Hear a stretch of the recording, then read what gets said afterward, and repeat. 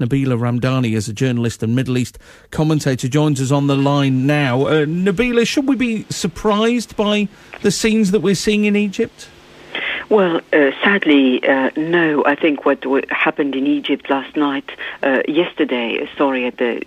dawn, effectively, was utterly predictable, and that's what people have been predicting all along. The army has been embarking on routine massacres since the beginning of July, when the democratically elected President Mohamed Morsi was deposed by the military, and protests started across the country, and particularly in the capital, to call for the reinstatement of the president. And since then, the army consistently embarked on routine massacres at dawn, targeting supporters of the Muslim Brotherhood, using sinister tactics, including live ammunition. How's the nature of the revolution led to this situation we find ourselves in?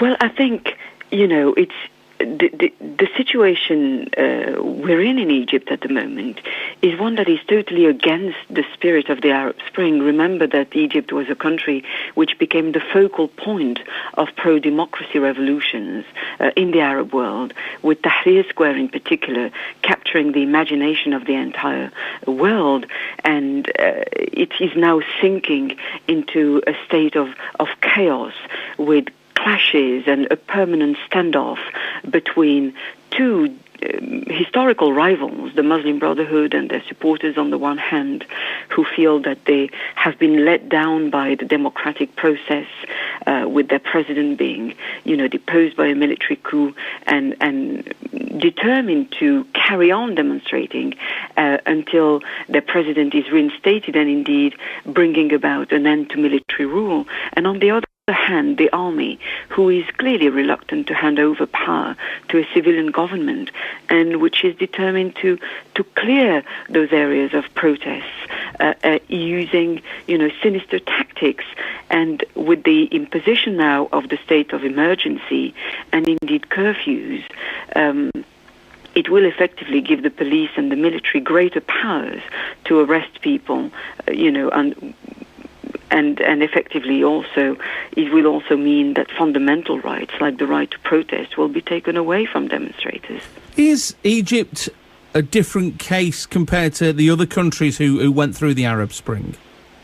Well, I think it is, in the sense that the revolution against the former President Hosni Mubarak, who had been in power for 30 years, imposing a dictatorship with the support of the military, has gone relatively peacefully. With the president had been deposed within 18 days of protest, so that was a swift removal of a dictatorship, and the country was set on course to democracy.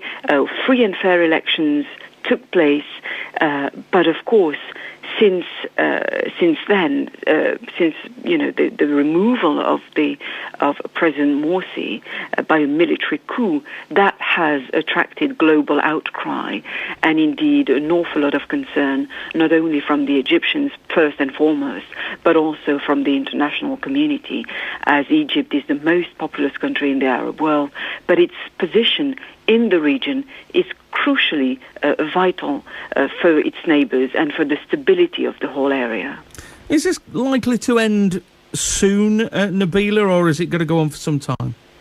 I cannot see, any hope of democracy in the short term, while the army is in a position not just to eradicate the results of democratic elections, but to carry out routine murders. And I think the killings will carry on unabated if the army continues to remain the ultimate arbiter of which government is allowed to rule.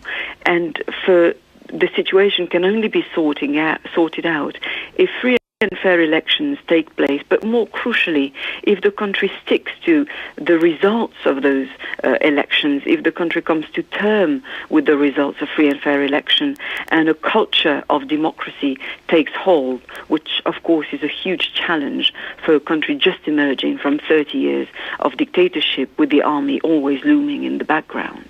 Nabila Ramdani is a journalist and Middle East commentator. Thanks for speaking to us this morning.